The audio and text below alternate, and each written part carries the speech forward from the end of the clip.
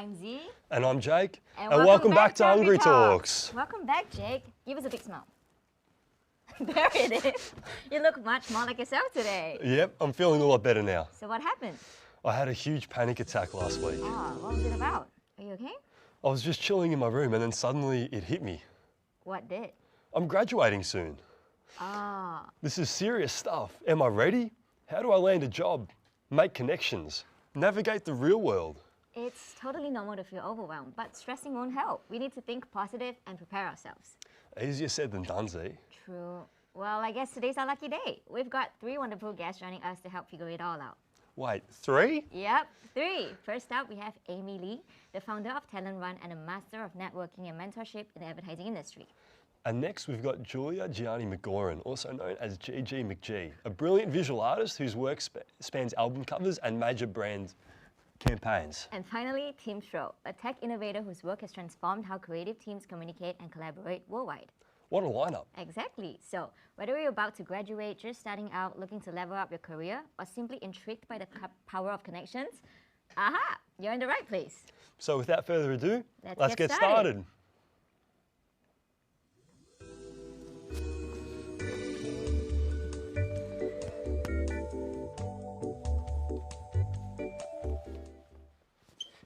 This week's Quick Brief is brought to you by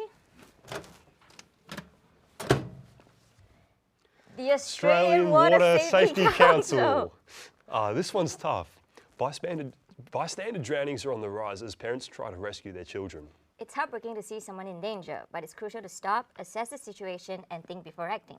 Exactly. Too often the person attempting the rescue ends up drowning, while the person they're trying to save survives. Imagine the guilt and heartbreak that could bring. We don't want anyone putting their life at unnecessary risk while trying to save someone else. That's why it's so important to always bring a flotation device if you're attempting a rescue. It could make all the difference. And that's your challenge this week. Create a public safety campaign that educates people on the importance of using a flotation device during rescues. The target audience is parents, carers, and men visiting regional beaches during holiday times. And since this is our final quick brief, you have complete freedom with the deliverable. Any media format you like. Right, this is your final chance to show off your creative skills and win the Scam Champ Award. So grab this opportunity. Check out our socials for all the details. And send your quick brief entry to quickbriefs@hungrytalks.com.au for your shot at being crowned Scam Champ of this year. Get creative and make an impact. Now, before we move on to our entree, let's take a look at one of the incredible projects Julia directed for Crocs.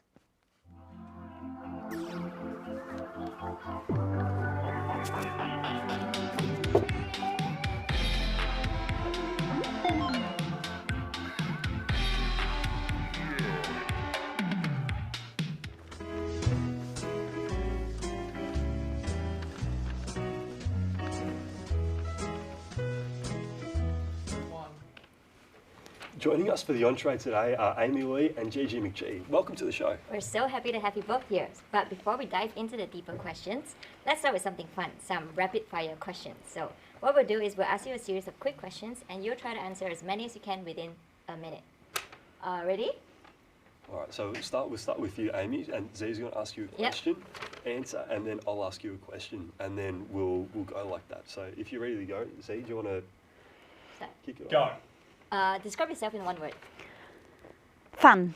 What was your first job? Working in advertising, I started at George Pat's on the CUB account. Oh, coffee or tea? Coffee. What's one thing you never leave home without? My phone. Best piece of career advice? Be enthusiastic. Are you still in contact with friends from kindergarten? No. Favorite thing about your job? Meeting new people. If you had a superpower, what would it be? I'd love to fly. Oh, which compass direction are you facing right now? Which? Yeah, which compass direction are you facing right now? North. Oh. Your favourite ad? I love the new work that's just come out on ABC iView. Oh, favorite book? Pass. One word to describe the future of advertising. We got quite a lot. All right. Yeah, thank you. Okay, so let's go with Julia next. All right, I'm ready. Ready? All right, let's go. Go. What's the first thing you do when you wake up? Brush my teeth. Early bird or night owl? Night. Describe yourself in one word. Annoying. Describe yourself in 2 words. Annoyingly colourful. Favorite city in the world? Rome. Who is your biggest inspiration? Mr. Bean. What colour best describes you? Green. Best piece of advice you've ever received? Be patient. Which Harry Potter house would you be in? I hate Harry Potter. Describe your job in 3 words. Very, very good. Okay. Most fun artist you've worked with? At the Wiggles. Creating in silence or with music? Real Housewives of New York City. A hobby you picked up recently? A hobby you picked up recently? Oh, shit. I mean, whoops. Hobby. Sculpey. What's your secret talent? I can take my glasses off with my feet that way. Wow. Well, that's perfect. All right. You can take your glasses with Yeah, your... not right now, don't I? I can. Yeah, wow. Well, that was fun. So we get to know a bit about you guys then. No. All right, perfect. So Amy, you were with the Advertising Council Australia for nearly 7 years. And what inspired you to found Talent Run? Yes, I was at Advertising Council Australia, and for any of our audience that don't know what Advertising Council Australia is, it's the peak industry body for advertising agencies. And I had the most amazing job, my dream job. I worked with all the Australian agencies, and I looked after industry initiatives and hosted events for the industry. And it was incredible. And what was happening in the role was that agency leaders were coming to me saying, do you know a good copywriter? Do you know a good account manager? Do you know a good traffic manager? And I realised that I was placing people all over Australia in agencies. And it was my husband that said to me, you know that this is a real job. This is like, you know, this is recruitment. And so I started Talent Run at the start of the year, and I haven't looked back. I think having a background running an industry body, but also being a suit for 15 years before that. So I started out in account service for George Pat's, now VML, and I worked in independent agencies and also network agencies, including Ogilvy in Auckland and Melbourne before that. So I think it's been an awesome transition and an easy one, and I love helping people get jobs. Yeah, that sounds great. Finding what you really like, a part of your job, and then making it into your own. Was that scary when you first started that up, or you had full confidence going into it? I started on January 1st, and on day 3, so January the 3rd, special call to brief me on a whole lot of roles. So I felt like this is pretty cool. Yeah, absolutely. So you've got so many connections, right? What are some of the most effective networking strategies would you say are the most effective for you in the advertising industry?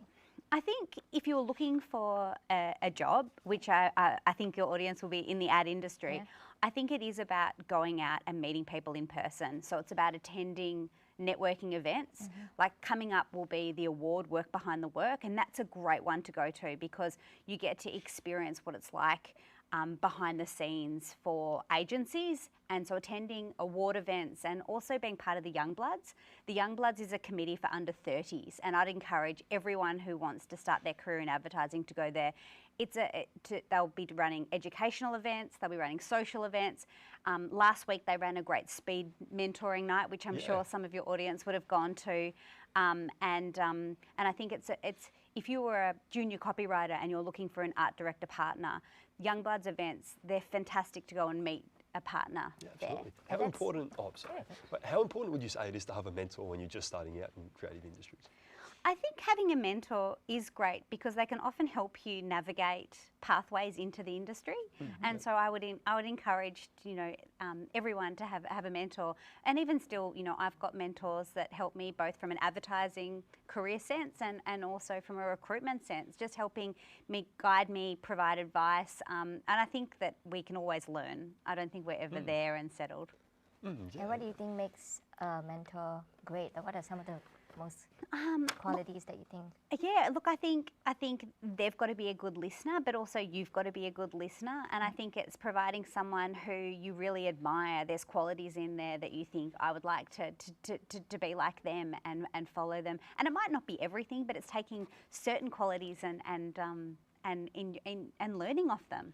And let's say we attend a networking event. Yes. And some of us are quite shy. Like, do you have any ways that you can suggest us to make meaningful connections with people? Like, how do we approach people? Yeah, and it is really hard. It is, especially talking to really senior leaders. You know, if you're in front of an agency MD, you know, you do get a bit of stage fright and you think, what am I going to talk about? What I suggest is going in with 3 stories in your head that you've pre-prepared. So have a think about it. It could be someone that you met on the tram. It could be a really great ad or a campaign. But it's having conversation starters that you can use if there's silence. You know, agency leaders are really great at making conversation. That's why they've got to the point where they've got. So I think it's about using that and kind of bouncing off them, but certainly having some, you know, pre-stories can help you and make them as fun as possible. That's really good advice. And also creating a bit of a story for yourself, because if you talk about a story, you're often remembered by that story, and so that if you face them in an interview stage later, you can remind them about that silly story that you mentioned about a camping trip where your tent got flooded and you lost all your clothes. Well, thank you so much. So now, Julia, first of all, we want to congrats you on the recent ARIA Award nomination for Best Cover Art for Tones and I. Yeah, we absolutely love your work. It's very unique and very you. And can you share a bit about your journey? How did you get to where you are today? I would have loved a mentor. I didn't have one. I sort of went in completely, completely blind to the world. I went to art school. And I then was exhibiting works for a year, and then my friend invited me to go to see her band, and I was like, what is this? Like, and she's like, it's a gig. I'm like, a gig? What's a gig? What is going on? And I didn't know that, like, I'd seen the Noisy Johnnies, John Diggleday's band, but I hadn't been to a gig in like it was in the Evelyn in Fitzroy, and I was just like, and everyone knew the words to my friend's band, and I was like, how does everyone know the words? And she's like, people love the songs, and I was just blown away. And then I started I was a photographer at art school, so I started using my camera, and then it was just about seeing what's helpful out there. And I think that's like a big thing when in the creative industries is just being helpful. And so I was just like, well, taking photos of bands is helpful for them. I didn't think it was ever going to become a job. And then just kept doing it, and then kept getting asked back, and then eventually was getting paid, and then it became a job, and then did a master's in advertising because I was really interested in building brand identity for emerging Australian indie musicians, because I really just believe in Australian music. And then, it just sort of kept snowballing, and then, here we are today. Absolutely. When it comes to working with bands, and especially when you're just getting started out, when you first started working with bands, how did that work, having a creative vision that would line up? Just in terms of that collaboration, what was that like working together? It's so different with each artist that you work with, because every artist has their own music, and really the collaboration is all about the music. So I think that it's been really fascinating, because when you go into the collaboration, you're both there because of the music. Like, I'm there to bring the music into a visual world, and they're there because they've made this incredible music, and I want to represent them and their music. So I have to, you get to know them. You really have to do your research on the music and do your research on them, and then you kind of bring it to life together. And does that answer that question? Is that that does. Your work is pretty visual. How do you make sure the artists that you collaborate with, their personality really shines through their work? A lot of questions. I think that's the thing, and research. And I think, it's very. And also just checking in with them, I think it's sort of, and not having any ego or pride or thinking that you've got the vision. You never have the vision. It's their vision. You're trying to represent someone, you really have to go in without any preconceived ideas. You do your research, you listen, and you say, okay, for me this sparks this. What do you think? What is it? It's about the bouncing back and forth, and kind of lots of questions between, and checking in as you go, and even at every stage of the process. So you want to make sure that they're happy in the pre-production, and they're fully happy with what you're about to do. Then you want to be happy on the day. You want to say, is this working? If it's not, let's shift. Be open to shifting. And then in post-production, say, what are the changes here? And then eventually, you know, with all those little blocks along the way in communication, you end up being able to capture them and their vision fairly well. Absolutely. So you're kind of willing to change, adapt your style according to the artist you work with too? Of course, yeah, because it's sort of, that's the joy of collaborating, is that you end up in a place that you didn't know was possible and they didn't know was possible. But if you want to do something that you've got in your mind, then you'll never end up being able to, you know, come to a new place, I guess. And that's a question I want to ask the both of you. Does collaboration spark innovation? And can you think of an example where a collaboration actually led to something groundbreaking? I can talk from an advertising point of view. I think we've seen campaigns come to life that are incredible. I think one example is the Clemenger Bebedio Maya Christmas Bauble campaign a couple of years ago, and that was a collaboration of a creative idea about creating a bauble that is a line to Santa to say if kids are naughty or nice, and it changes colours depending, and it's controlled by parents on an app. But there was a creative idea there, but you had to work with, you know, technology providers. It was a product on shelf with a price point and a barcode, so you had to work with, you know, the actual supply chain to get it onto that shelf and make sure that can work. There was a lot of advertising collateral that went out with it. So there's an ad campaign, and then, but the technology, if the technology doesn't work, then the whole idea falls over. So I think we're seeing more and more of that in the advertising space, and less so of just a TV commercial that's 30 seconds. And innovation is so critical to the work we do, and often the briefs coming into agencies are around product development, innovation, AI. So yeah, absolutely, collaboration's never been more important. Yeah. Oh, I'm just thinking about a Christmas bauble with a naughty and nice. I'm like, that's so, I control the app, like, naughty. And then it just goes red and it's flashing. And it's like, you want to clean your room? Like, nice. Yeah, in terms of, I guess, it always, like, I think, you know, in your own mind when you're coming up with an idea, it's sort of like you link two ideas and that's the little creative spark. So I think when the more ideas that come into the room, the more sparks sort of alight and the more innovation you get. But I also think that only happens when you really let people shine in what they do, because I think that's the thing, you have to sort of let go of control a lot of the time and say, okay, well, what's your area of expertise? I need you to kind of shine, sort of thing. I think it's in music, I mean, it happens constantly, because between musicians and between artists and the visual artists, between the set designers. So for the Tones cover, for example, it was sort of like we wanted the room to look old, and I was like, oh, I'll do it in post-production. And the set designer was like, why don't I put rice flour all over the ground? I was like, because I've got to sweep it up. But I was like, you know what? Go for it.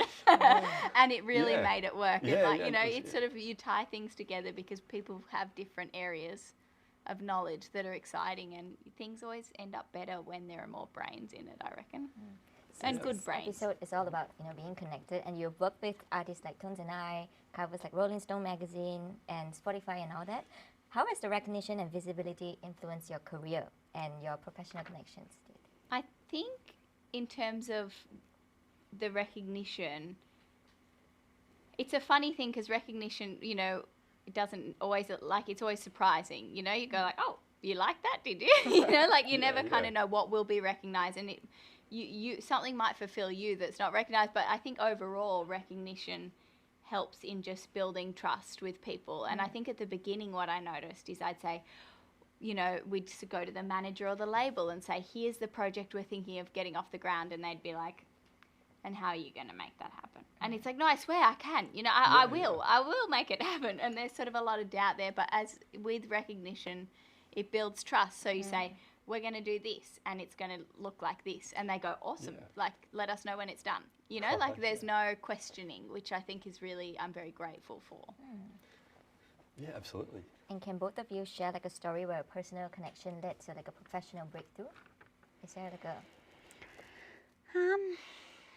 Maybe I'll share a story about personal branding that I think is really important to getting a role. I don't know if it answers your question completely, but I think it's worthwhile mentioning to your audience, you know, graduating soon and looking to get a job, and that is creating a personal brand. And so all I wanted to do since I was young was to get into account service in an ad agency. And I got an internship at the agency Y&R, which is now called VML. And someone told me that, how are you going to then get a job from an internship? How are you going to make that connection? And so it was all about creating a personal brand that would be remembered when I go for that interview for a job. And so I decided that for the 2-week or 3-week internship, I'd wear a different coloured beret every day. And so I wore I'd wear, and it was crazy. I'd wear a red beret, then a purple beret, and I'd go off on the tram to work, and I'd do my internship, and I never took my beret off. And then a couple of years later, after I'd completed uni, I did my master's here at RMIT. I went back for a job interview, same agency, and no one remembered me. But when I mentioned the beret, it was always remembered. So I think it's about creating connections and creating, a brand for yourself that can be remembered. And it's back to those stories, having a story that can be remembered. So when you're going for those interviews, you can kind of draw back on that. Yeah, Definitely. absolutely. Or you need to be wearing, a different colour. Yeah, I know. I need to dye my head day by day going in. That's great. Yeah, that really rings true. He's always wearing the same stuff. I do. I've got a He good. needs to stitch it up. Yeah, that's it. I've got a good collection of wigs at home. I'll be able to work through. All right. So as you say, we often hear the industry insider says, it's really all about the connections in the industry. What advice would you give to young professionals and creatives on building and leveraging connections to advance their careers, besides the point that we discussed just now? I think, if I was graduating this year and I was looking to get a job, as a first step, I'd really think about my personal brand and what job I want. I think it's great if you know what role you want, because if you're wanting to be in a creative department versus being account service, you're talking to completely different people within an agency. And it's not just a job in an ad agency. You need to, at this point, kind of go, what kind of role do I want? And there are directions and ways and pathways to get that role.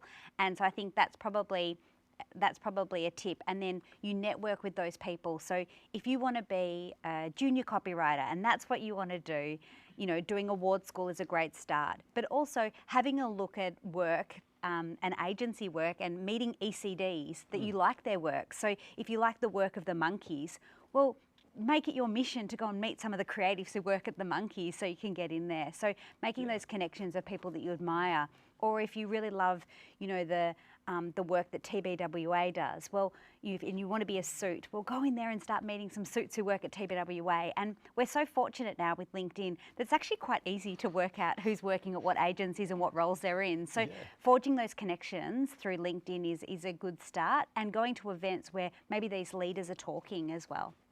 Thank you. Yeah, absolutely. So final question for you guys. What do you think the industry is looking for right now? What would you say is in demand at the moment?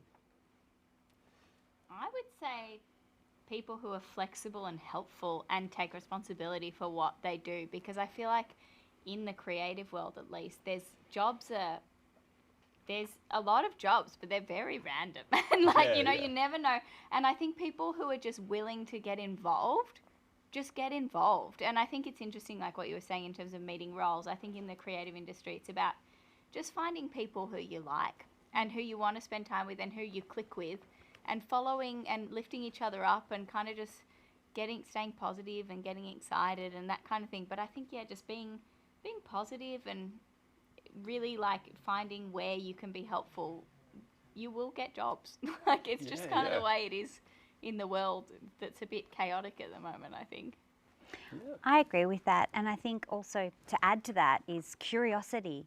I think we want to see people coming through that are curious, that want to ask questions as to why this is happening, or why that's happening, or why there's flour being put on the floor. What does that do? Those kind of questions are really great. And I think adding value wherever you can. So if you can help out, your line manager in any way, if that's, like getting coffee for clients, setting up a meeting room, taking notes, all of that stuff. Anything that's just extra and helpful, I just think is what agencies are looking for. Yep. And I know a lot of people who've landed pretty incredible roles just by having been around and been really helpful. And then everyone's Yeah. like, we can't live without that person. They're so great. You know, Yeah. like, yeah. Yeah, already a part Final of the question team. from me. So speaking of creativity, you know, Hungry Talk is all about staying curious and being creative. How do you stay inspired, you know, especially under tight deadlines? And how do you keep on, for the creativity, how do you stay inspired? Do you I want to start? definitely, yeah, sure. I think that's about the people around you. It's like when you find those people you click with, like I've worked from about, you know, 8 a.m. until 3 a.m. every day, probably for about 10 years more. And sometimes that's pretty exhausting and you get a bit burnt out. But then I hear like an incredible song and then meet somebody I'm really inspired by and, well, where did the burnout go? Like, so it's sort of like, I think staying inspired, I think it's very hard if you're not around people who really inspire you and make you excited about what you're doing in life and people who are supportive and, you know, and foster each other. And yeah, so I think that's, you can stay inspired if you believe in what you're doing, but you need to be with the right people. Well, thank you so much, Amy and Julia. That was incredibly insightful. Right, and before we move on to Off to the Market with James and Tim, let's take a quick break and check out some inspiration. Thank you so much, guys. That was Hello, my name is Rory. I'm doing the graphic design for Hungry Talks. So any logos or little digital things you might see. Mostly I just spend my days drawing pictures of oranges.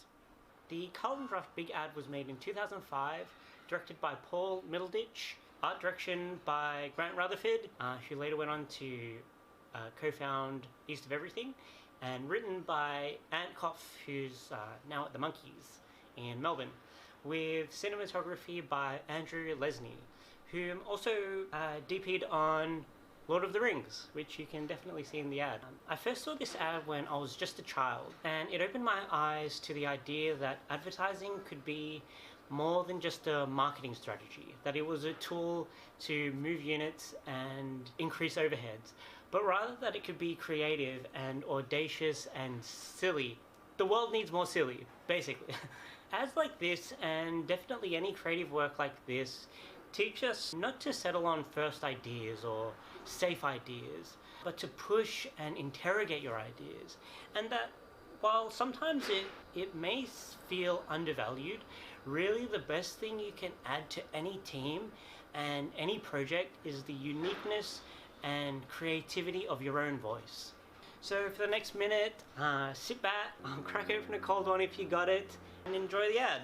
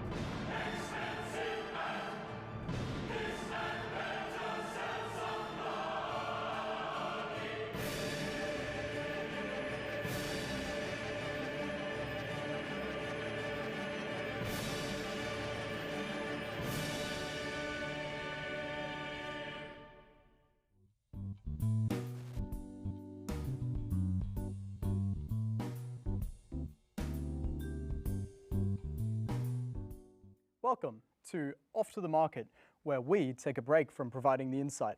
This week I'm joined by special guest Dr. Tim Stroh. Tim is a lecturer here at RMIT and a researcher in the field of decision making with a focus on the adoption of new products.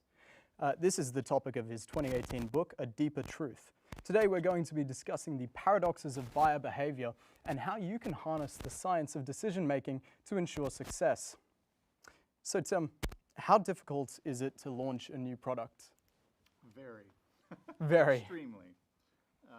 Research would suggest that If you look at post-launch, so decision by a company to actually take a product to market, somewhere between 30 and 50% of new-to-market products fail in and around that area.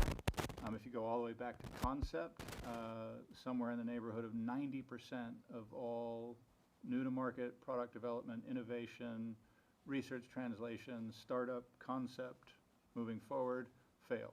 90% of 90%. all new products. Correct. That's incredible. Should differentiate new-to-market products Yeah. as opposed to incremental, right? So if you're Sony and you've made your TV, 2 centimeters bigger, I don't call that a new product. Yeah, that's probably going to have a higher success rate. What are some of the biggest challenges in making a new product? Why do so many fail? So of a variety of reasons. You can think about taking any new product or new-to-market product. As I say, if you're making a television slightly larger, you don't really have to establish awareness in the marketplace for what a television is or why something that's slightly bigger in screen would be beneficial. When you've got a completely new-to-market product or something that's highly innovative, your starting point is having to build awareness in the marketplace that the thing exists. And why anyone would want it. And there's going to be tremendous uncertainty about that. So not only do you have the cost of trying to build awareness for this thing, you have to overcome how decisions are made. And in all people, decisions where things are uncertain, they don't follow what normally are considered rational rules. Right. So a huge part of the challenge is just overcoming how decisions are made or how you play on that. Okay, cool. So we've talked about the difficulty of marketing new products. Do the same issues ever affect established products? Oh, absolutely.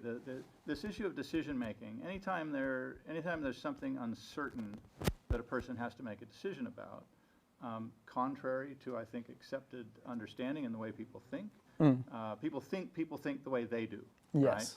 Right? That generally is not the case. In fact, almost never. Not only that, people think that people make rational decisions, right? Most people make a decision on the assumption that others are going to make a rational decision.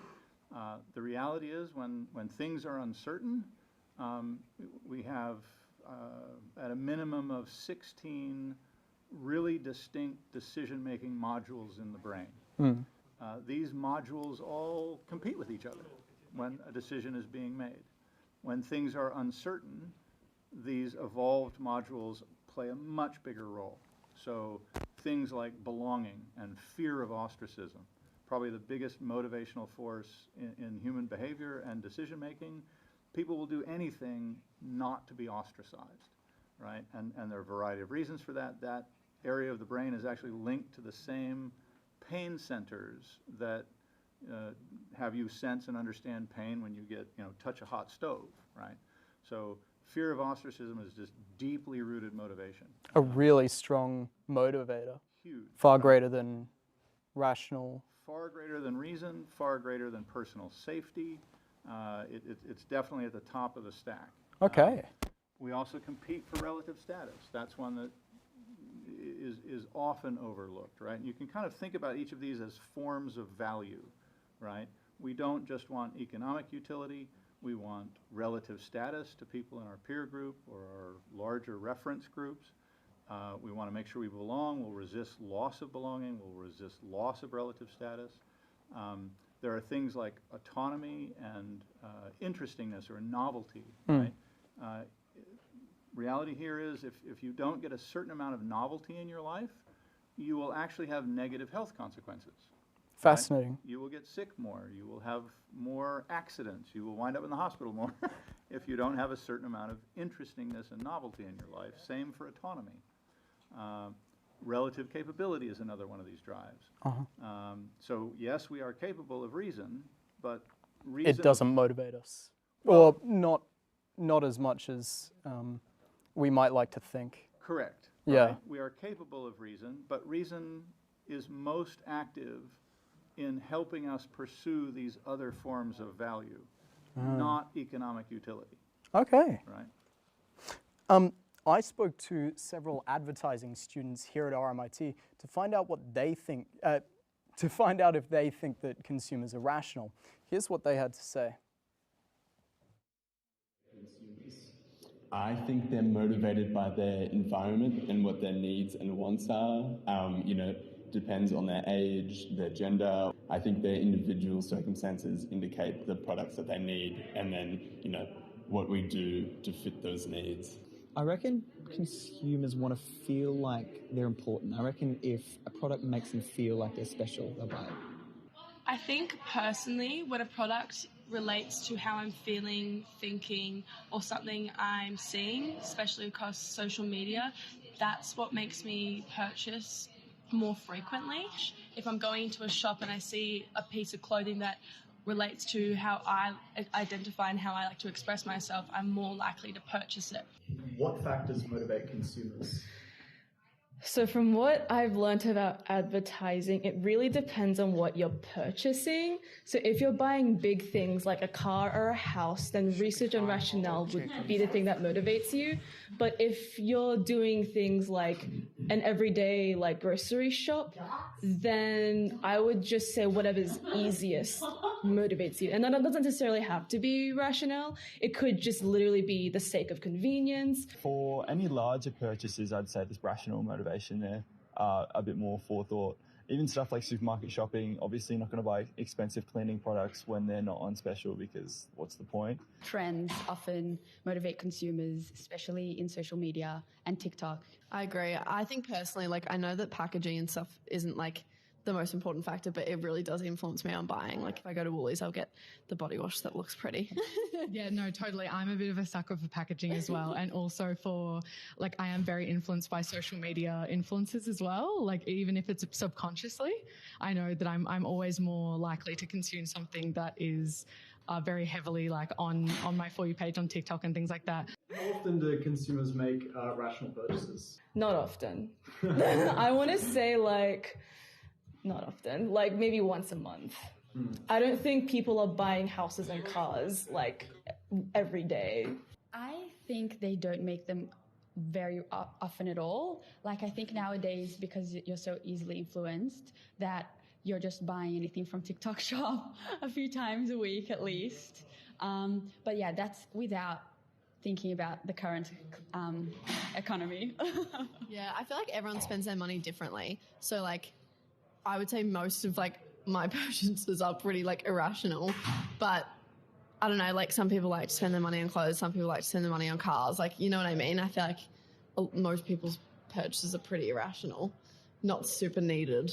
I agree, actually. I do think there is a lot of irrational purchasing. I mean, especially when people's mental health is bad as well. It's a lot of I deserve this, life's hard, I'm going to buy this. How often do consumers make rational purchases? I don't know. I feel like no one buys something if they think it's irrational. But I think if a product feels sort of rare or in demand or scarce, they're going to be more likely to make a snap decision. And those would be examples of non-rational motivators? Yeah, or something that they probably couldn't justify retrospectively. I don't really do irrational purchases. Living out of home so young definitely determines how much I purchase.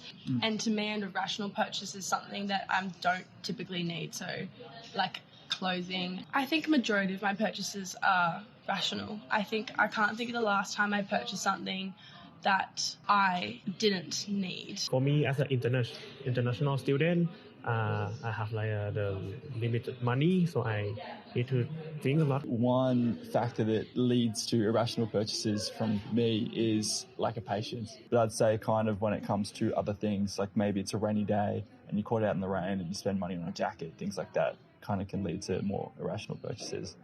Perfect. Now, Tim, you've just seen how students responded to questions about the rationality of consumers. Most of them spoke about rational purchasing as a binary concept, either rational or irrational. Is this a useful way to think about motivation? I would absolutely encourage everyone not to think about it as a binary. Right? It's definitively not a binary. And a lot of the examples that were referenced are good cases in point. Any of the multitude of psychological mechanisms that were evolved to manifest will play a role in a decision whenever they're activated by that set of conditions. So if you've got a limited budget and you must buy a car and you can't afford something that's going to confer status upon you, right, your reason is going to weigh more heavily on that decision process. But if you've got ample funds, or you're part of the group that manifests that particular trait more extremely than others, and all of these are polygenic traits, they express on a bell curve. Some people have them a lot, some people have them a little, most of us, you know, on average. You're going to do everything in your power to get something that confers status on you. So you're going to buy a car, you're going to buy the car that you most think will confer status on you, least risk your ostracism. So it's not a binary at all, and reason in terms of these modules evolved very recently, right? You know, the reason belonging and ostracism is so core or fundamental to motivation. If you think, you know, most animals, if they're social animals and they get ostracized, they're not having very many kids and they're not surviving, right? So most animals have this.